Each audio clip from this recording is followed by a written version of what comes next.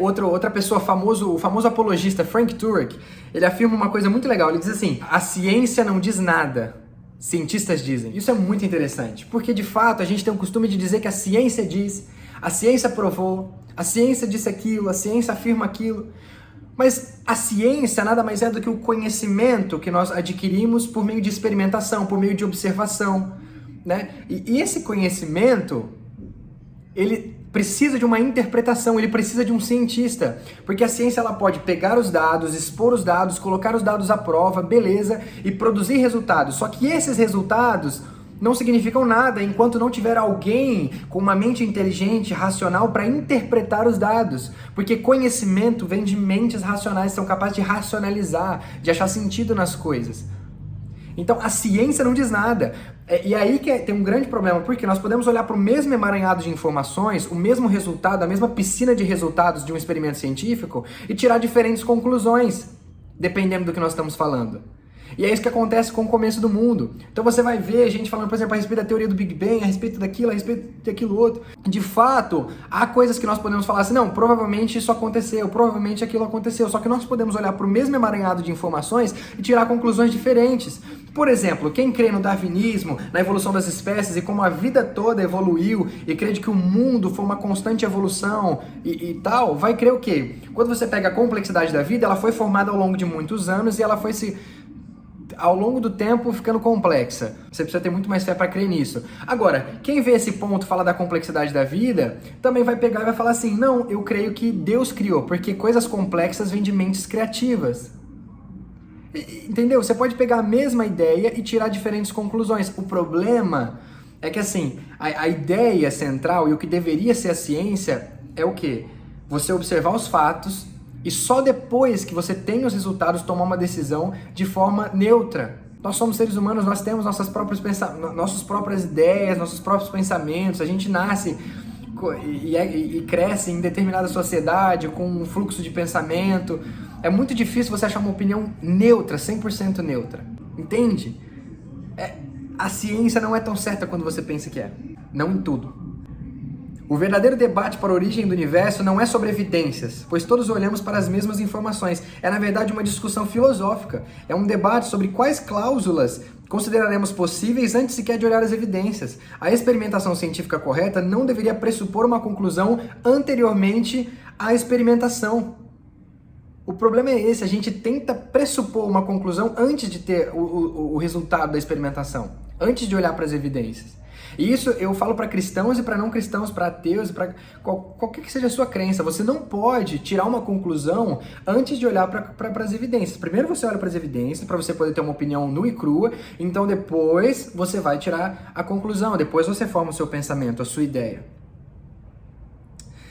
Então desta forma, não importa o quão complexa, falando ainda dessa questão, né, de você tirar uma conclusão antes de olhar a complexidade das coisas, antes de olhar o resultado das coisas, né? Então assim, dessa forma, não importa o quão complexa e projetada uma ameba unicelular seja, por exemplo, eles sempre chegarão à conclusão de que deva ter sido autodesenvolvida de forma natural, por uma causa natural, onde outros cientistas que acreditam na teoria do design inteligente, por exemplo, estão abertos para uma forma de causa inteligente haver trazido tudo à existência. Você percebe? Depende muito do nicho onde você está inserido. Por quê? Porque pode olhar para a mesma coisa, por exemplo, uma ameba unicelular, a complexidade de uma ameba unicelular. Já que aquele cara não acredita em Deus, não acredita numa mente que criou todas as coisas, ele automaticamente vai começar a procurar soluções para uma ameba unicelular autodesenvolvida. Já quem acredita em um designer inteligente está aberto para a possibilidade de que uma mente inteligente criou essa coisa tão complexa. Outro ponto importante a ser frisado é: o mundo material é de fato tudo o que existe?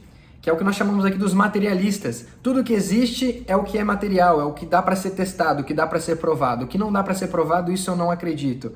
Bom, já que somente o mundo material pode ser provado cientificamente, então a ciência só pode nos trazer resultados e nos trazer certezas a respeito do mundo material. Ok, mas a vida é só material? Como já citamos alguns exemplos acima, percebemos racionalmente que não. Além disso, a experimentação científica por si só é incompleta. Ela nos oferece apenas respostas de como algo existe, enquanto os porquês continuam sem resposta, que é o que eu falei da epistemologia e da ontologia.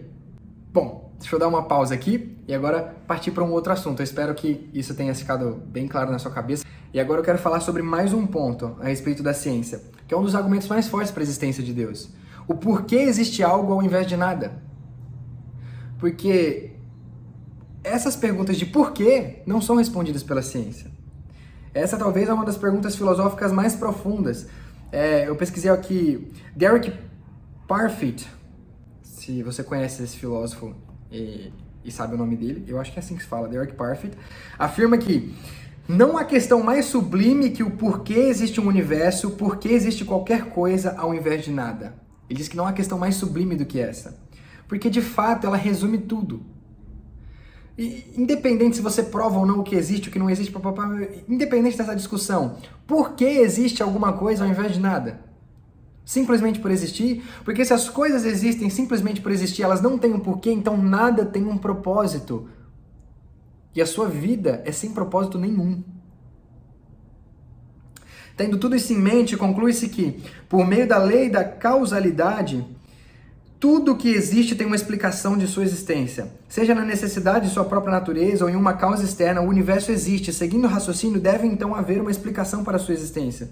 Se então existe explicação, essa explicação deve ser uma causa externa, transcendente e pessoal. Por quê? Porque a causa do universo deve ser maior que o próprio universo. Se o universo é constituído por 4 aspectos principais, sendo eles espaço, tempo, matéria e energia, a causa primária deve estar além desses 4 aspectos. Consequentemente, essa causa não pode ser física ou material. Nesse tópico, William Lane Craig afirmou famosamente: apenas 2 tipos de coisas que cabem nessa descrição: um objeto abstrato como um número ou uma consciência incorpórea inteligente. Entretanto, objetos abstratos não podem causar nada. Então formamos aqui o famoso argumento cosmológico em 3 premissas. Tudo que passa a existir tem uma causa. O universo passou a existir, portanto o universo tem uma causa. Você consegue entender isso? Isso é muito forte. Se o universo passou a existência, tudo aquilo que passa a existir recebe uma causa, a lei da causalidade. Tudo aquilo que é criado, tudo aquilo que vem a ser, tem uma causa.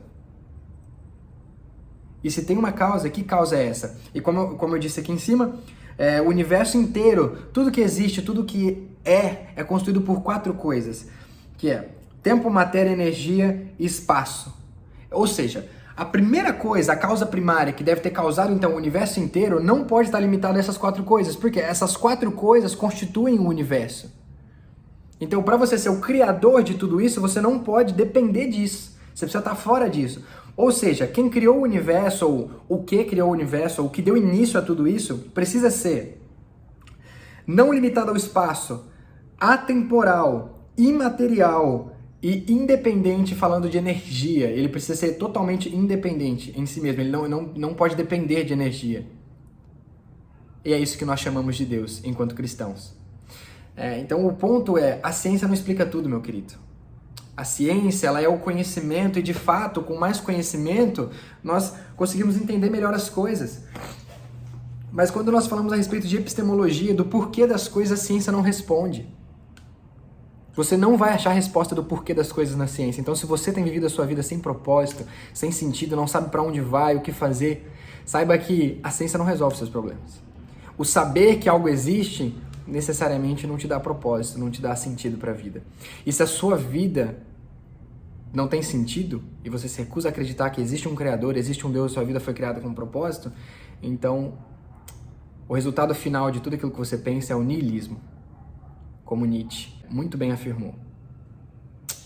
Amém. Espero que isso tenha te abençoado. Se você é cristão, eu quero fortalecer a sua fé, dizer que a ciência de fato não explica tudo e você precisa da sua fé, porque a sua fé, ela não é confiar cegamente em qualquer coisa. Não.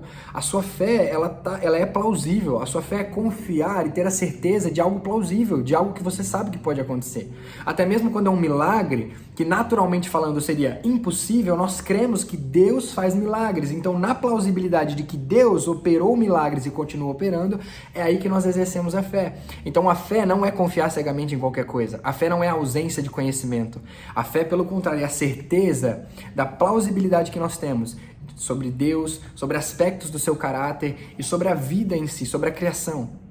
Amém? Espero que isso tenha te abençoado. Se você curtiu esse vídeo, se esse vídeo te abençoou de alguma forma, compartilha com o máximo de pessoas que você puder, joga esse vídeo em todos os grupos que você tiver, curte, comenta, compartilha aí de verdade, me dá uma força. E tamo junto, gente. Deus te abençoe. Fui!